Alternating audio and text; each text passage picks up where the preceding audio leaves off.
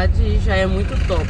Ela pertence a Bertioga, né? Depois a gente filma mais com imagens do drone pra vocês. Aqui não vai dar pra ler muito bem, mas estamos aqui muito chique. Eu estava muito ansiosa pra chegar em Riviera de São Lourenço. Parece um negócio de castelinho, né? Já tudo top, top.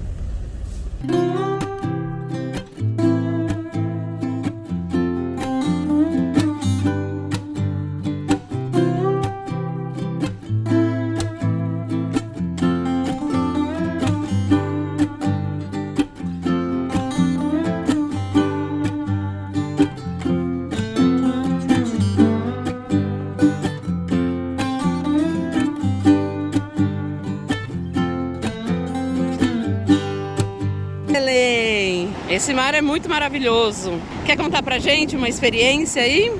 A água daqui é muito quentinha, muito gostosa. Recomendo muito vocês virem aqui, é bem legal. As ondas não são fortes, não quebram de derrubar assim. Nossa, é uma delícia aqui. Nossa, tem lugar melhor? Não.